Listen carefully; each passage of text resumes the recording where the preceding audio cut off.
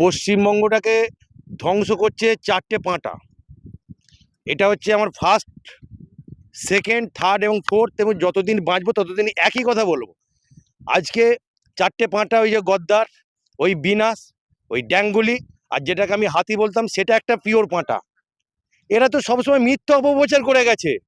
আজকে পশ্চিমবঙ্গটাকে তো ধ্বংস করছে এই চারটে পাঁটা মিলে, কোনো প্রমাণ নেই।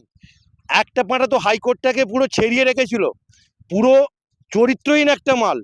এবং আমাদের কাছে আরো রিপোর্ট আছে, ভগবান সাজছিল উত্তরবঙ্গে যে মদ খেত, মেয়েরা মদ সাপ্লাই করতো, মদের বোতলে মদ ঢালতো। এর থেকে ভয়ানক অভিযোগ হয় নাকি আর? এই পাঁটাগুলোর জন্যই তো আজকে পশ্চিমবঙ্গটা শেষ। আজকে বলুন তো, কোনো রকম প্রমাণ নেই, কি করে বলছে যে কোশ্চেন বিক্রি হয়েছে?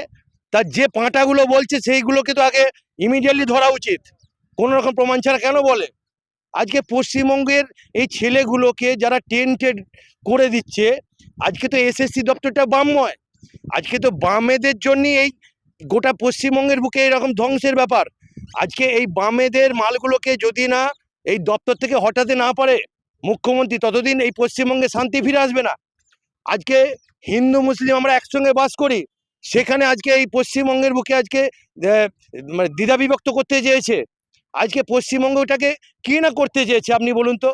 আজকে মানে জঘন্য একটা ব্যাপার স্যাপার করতে চলেছে এরা। তাই আমি পশ্চিমবঙ্গবাসীর উদ্দেশ্যে একটা কথাই বলতে চাই, এই মিথ্যা অপপ্রচার থেকে, এই গদি মিডিয়া থেকে এই চারটে পাঁটা যে কথাগুলো বলবে, দেখুন আজকে তো আমরা ভদ্রলোক ছিলাম, আজকে ওরা মিডিয়ার সামনে কি কথা বলে, আজকে মুখ্যমন্ত্রীকে তুই তোকারি করে, যথেষ্ট নোংরা কথা বলে। একজন বড় বড় লিডার, একজন বড় বড় উকিল, তাদের কাছ থেকে যদি আমরা অকথ্য ককথ্য ভাষা শিখি, তাহলে আমাদের মুখ থেকে তো আর গঙ্গা জলের মতো বাণী বেরোবে না, আমাদের মুখ থেকে তো শ্রীকৃষ্ণের বাণী বেরোবে না।